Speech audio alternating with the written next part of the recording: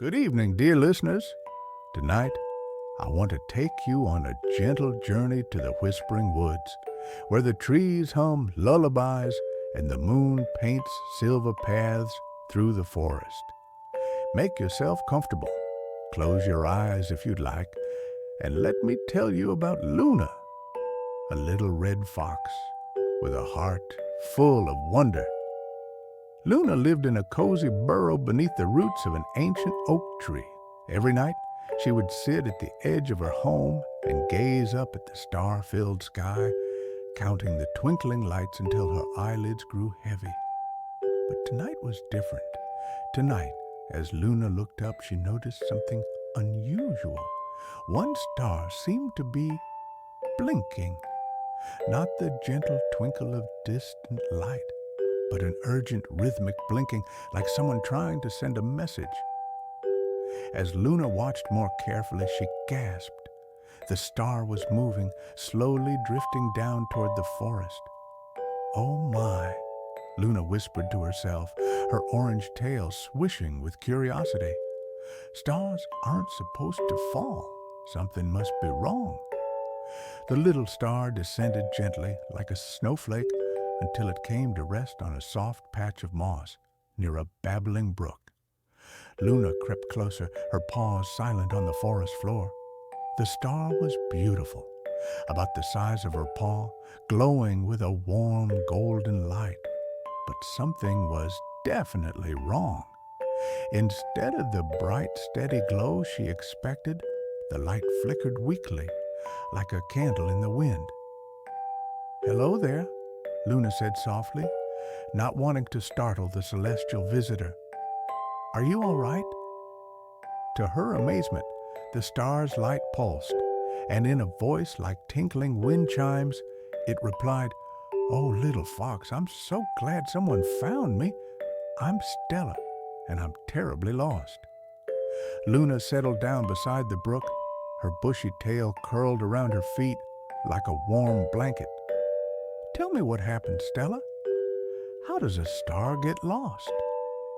Stella's light dimmed a little, as if she were sighing. "I was playing with my sister stars in the constellation Luminara, dancing in circles around the moon, but I spun too fast and too far, and the celestial winds caught me. Before I knew it, I was tumbling through space, farther and farther from home." "How terrible," Luna said, her golden eyes filled with sympathy. "You must be frightened." "I am," Stella admitted. "And worse, my light is fading. Stars need to be in their proper place in the sky to shine brightly. Down here on Earth, so far from my constellation family, I'm growing dimmer by the hour. If I don't find my way back to Luminara soon, my light might go out forever." Luna's heart filled with determination. She had always been told she was too curious for her own good, always wandering off to explore when she should be sleeping or hunting. But now, perhaps, her adventurous spirit could help someone in need. "Don't worry, Stella," Luna said firmly. "I'll help you get home, but I don't know much about the sky. Do you know anyone who might help us find your constellation?" Stella's light brightened a little with hope. "Yes, the wise old owl, Oliver, who lives in the Moonbeam Meadow. They say he knows more about the stars than anyone in the forest. He might know the way to Luminara." As the first light of dawn began to touch the horizon, Luna carefully picked up Stella in her mouth, the star's warm glow filling her with a comfortable feeling, like sunlight on her fur. The Moonbeam Meadow was on the other side of the Whispering Woods, a journey that would take most of the day. As they traveled, Luna and Stella talked about many things. Stella told stories of what the world looked like from high above, how cities twinkled like earthbound constellations, how the ocean reflected the stars like a mirror, and how clouds looked like soft, fluffy pillows you could sleep on. Luna shared stories of forest life, how flowers smelled sweetest just after rain, how different bird songs meant different times of day, and how every tree had its own personality if you listened carefully enough. Their first stop was at Babbling Brook Bridge, where they met Benny the Beaver. Benny was busy repairing his dam, his flat tail slapping against the water as he worked. "Good morning, Benny," Luna called out. "Have you seen Oliver the Owl? We're looking for him." Benny paused in his work, wiping his paws on his brown fur. "Oliver? He's a night owl, you know. He'll be sleeping now in his tree in Moonbeam Meadow." "But Luna, what's that beautiful light you're carrying?" Luna gently set Stella down on a safe rock. "This is Stella. She's a star who got lost and needs to find her way home to her constellation." Benny's eyes widened with wonder. "A real star? How marvelous! I've built many dams in my time, but I've never helped a star before." He thought for a moment, his large front teeth gnawing on a twig. "You know, the path to Moonbeam Meadow can be tricky. There are 3 routes, but only one is safe during the day. Take the path that follows the singing stones. You'll hear them humming softly. Avoid the path through Sleepy Hollow, as the morning mists there can make you lose your way." "Thank you, Benny," Luna said gratefully. "You're very kind."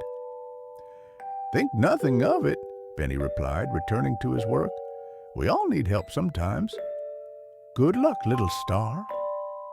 Following Benny's advice, Luna and Stella found the path marked by singing stones, smooth, round rocks that hummed gentle melodies when the wind passed over them.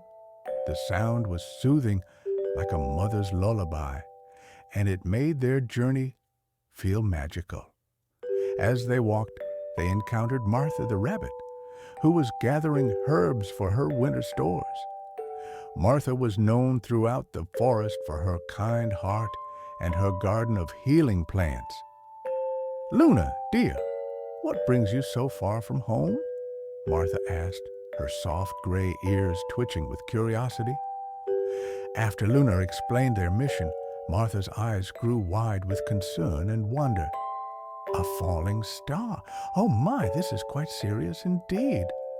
She looked at Stella, whose light had dimmed noticeably since morning. "You poor dear, you do look tired." "I am feeling weaker," Stella admitted. "The farther I am from my home in the sky, the harder it becomes to keep shining." Martha disappeared into her burrow and returned with a small bundle of dried lavender. "This won't restore your celestial energy, dear Stella, but it might help you feel more peaceful and rested. Sometimes, when we're worried and far from home, relaxation can help us preserve our strength." Stella's light pulsed with gratitude as the soothing scent of lavender surrounded them. "Thank you, Martha. That feels much better." "Now," Martha said, turning to Luna, "Oliver will indeed be sleeping, but there's a way to wake him gently. In Moonbeam Meadow, you'll find a circle of silver flowers that only bloom in daylight. If you make a soft rustling sound with those flowers, Oliver will know someone needs his wisdom urgently. He's never refused to help when it's truly important." By afternoon, Luna and Stella finally reached Moonbeam Meadow. It was even more beautiful than Luna had imagined. A circular clearing filled with wild flowers of every color, surrounded by tall, graceful trees. In the center of the meadow stood the most magnificent oak tree Luna had ever seen, its trunk so wide that 6 foxes holding paws couldn't reach around it. And there, just as Martha had described, was a perfect circle of silver flowers that seemed to glow with their own inner light. Luna gently set Stella down among the soft grass and approached the flowers carefully. "Oliver," she called softly, barely rustling the silver petals.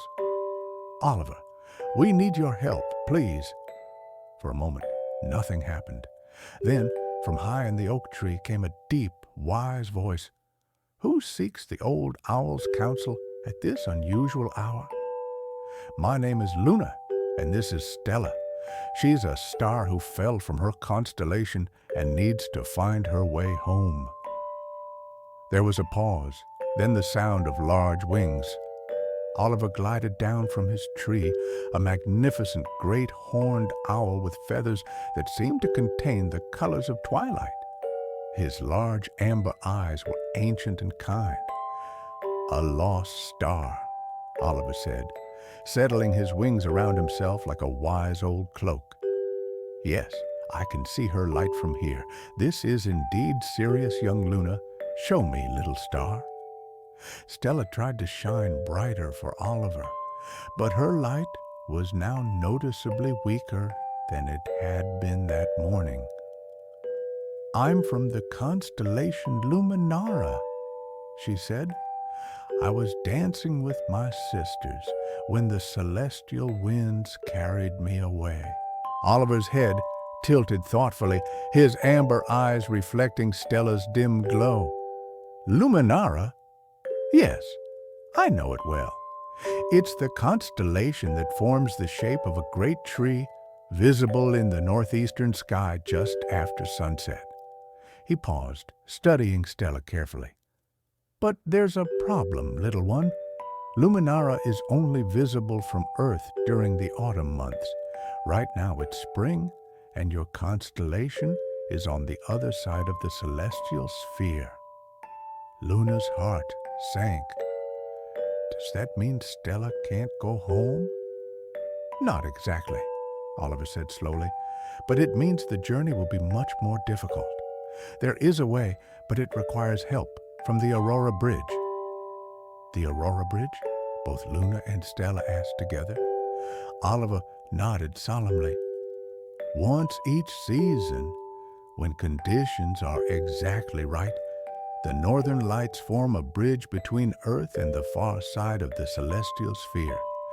If we can reach the stargazing summit before midnight tomorrow, and if the cosmic conditions align, Stella might be able to use the Aurora Bridge to return to Luminara." "But that's so far away," Luna said, thinking of the tall mountain peak she could just see in the distance. "And Stella's getting weaker."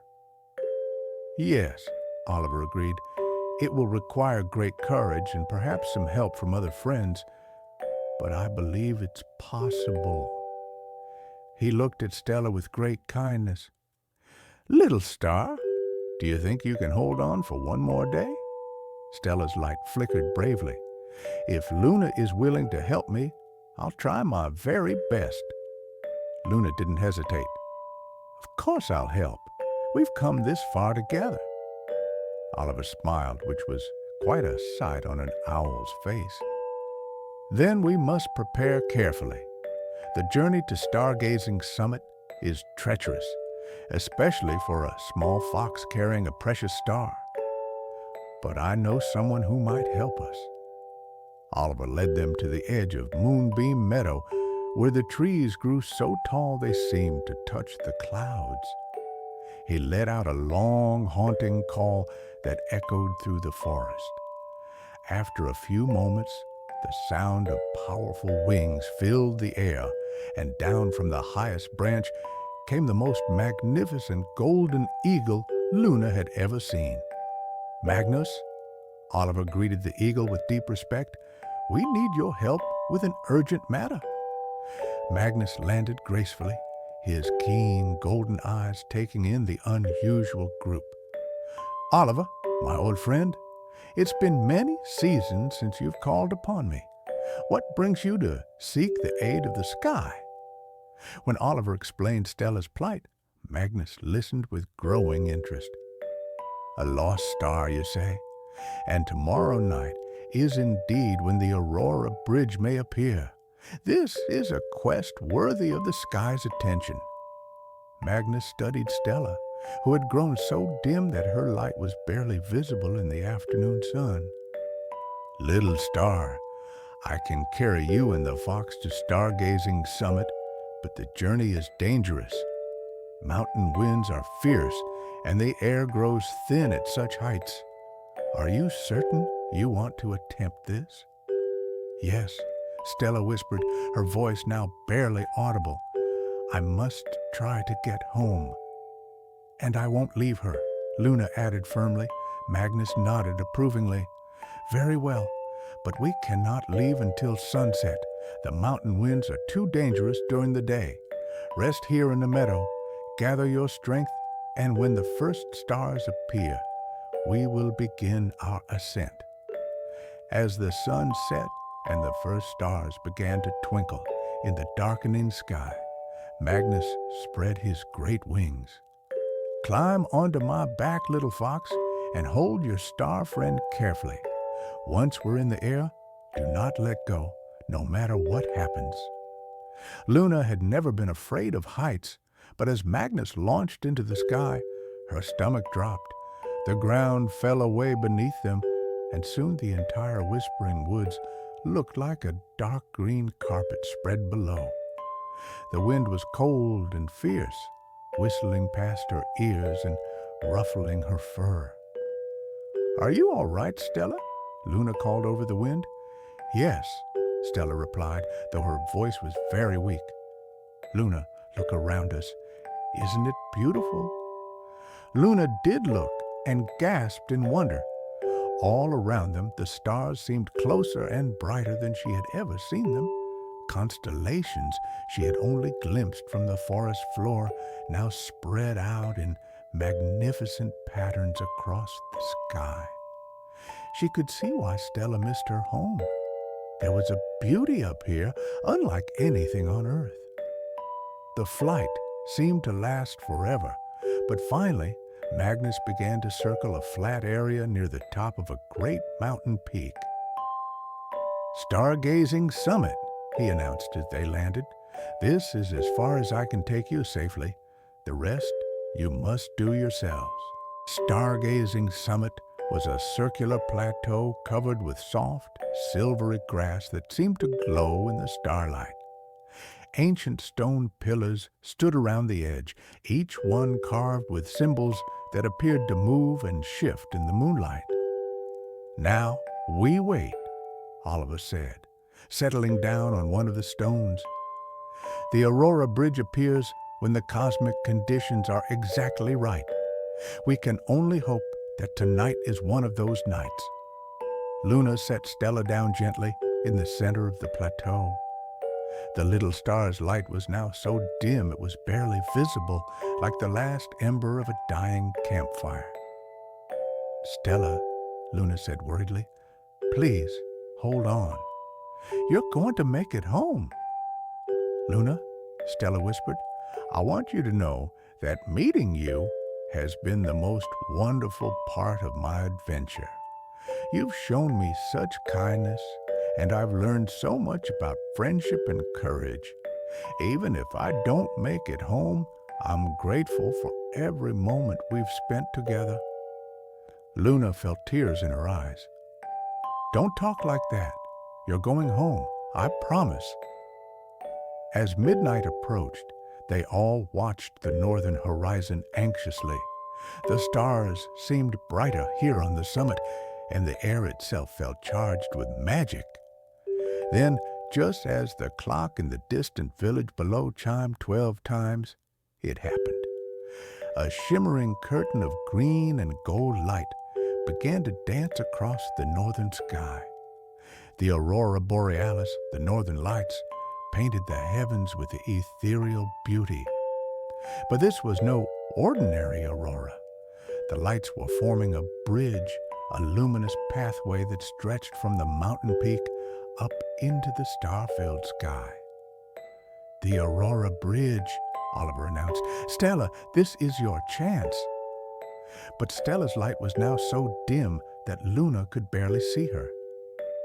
I don't think I have enough strength left to reach the bridge, Stella said sadly.